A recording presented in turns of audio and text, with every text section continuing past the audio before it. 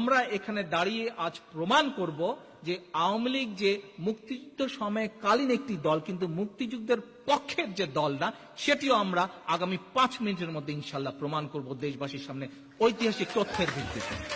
এটি নিয়ে কিন্তু কোনো কিছু বলতে পারেনি, প্রমাণ করতে পারেনি। আওয়ামী লীগের সাবেক পরিকল্পনা মন্ত্রী এ কে খন্দকার, যাকে আওয়ামী লীগ এখন কে কে খন্দকার বলে তাচ্ছিল্য করে, এ কে খন্দকার সাম্প্রতিককালে প্রকাশিত তার ৭১-এর ভিতরে বাইরে বইতে লেখেন, নেতৃবৃন্দ সবাই খেয়াল করে দয়া করে কথাগুলো, বিশেষ করে শব্দগুলো শুনবেন, কোনো পূর্ব প্রস্তুতি ছিল না। আরো লেখেন, শেখ মুজিব ৭ই মার্চের ভাষণ শেষ করেছিলেন জয় পাকিস্তান বলে। নেতৃবৃন্দ, আওয়ামী লীগের একটি পোস্টার আপনাদেরকে আমি দেখিয়েছি, এবং এই যে খন্দকার সাহেবের কথাটি যে কত সঠিক এবং কত সত্য, সেই পোস্টার আজ তা প্রমাণ করে দেয়। প্রথম প্রকাশনী মুক্তিযুদ্ধের, আচ্ছা আমরা বোধহয় একটা ভিডিও মিস করে গেছি না, একটা অডিও মিস করে গেছি। নেতৃবৃন্দ, আপনাদেরকে একটু পিছনে আমি এখন নিয়ে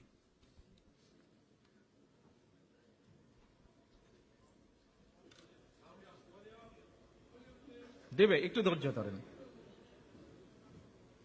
নির্বাচনে অংশ নেয় পাকিস্তানের সংবিধান রচনার জন্য। নারায়ণগঞ্জ সহ সারা দেশে আওয়ামী লীগের নির্বাচনী বক্তব্য ও ম্যানিফেস্টো ছিল পাকিস্তানের জাতীয় সংহতির পক্ষে, পাকিস্তানের অখণ্ডতার পক্ষে। ৭০-এর নির্বাচনে আওয়ামী লীগের ম্যানিফেস্টো বা নির্বাচনী প্রচারণায় বাংলাদেশের স্বাধীনতা নিয়ে একটি শব্দ পর্যন্ত ছিল না। উল্টো শেখ মুজিব রেডিওতে দেয়া নির্বাচনী বক্তব্যে পাকিস্তান জিন্দাবাদ বলে তার বক্তব্য শেষ করেছিলেন। মুজিব শেষ পর্যন্ত এই পাকিস্তান জিন্দাবাদকে রক্ষা করতেই কাজ করে গেছেন, এবং প্রমাণ আপনারা দেখুন। প্রথমেই আমরা শুনে নেই রেডিও পাকিস্তানে দেয়া শেখ মুজিবের ভাষণটির কিছু অংশ। We believe that with the support and confidence of the people which are party enjoys, we shall inshallah be able to successfully to meet this challenge.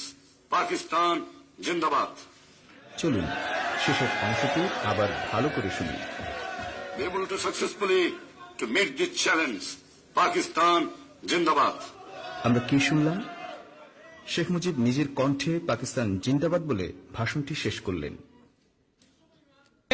পৃথিবীতে যত রকম টেকনিক্যাল টেস্ট আছে, যে কোনটি কোন মানুষের গলা বোঝা যাবার টেস্ট আছে, এই টেস্টগুলো আমরা ফেস করার জন্য রেডি আছে। পারলে আসেন। ওকে, এবার আমরা আসেন দেখি খন্দকার সাহেব আরো কি কি বলেছিলেন ওনার বইয়ে।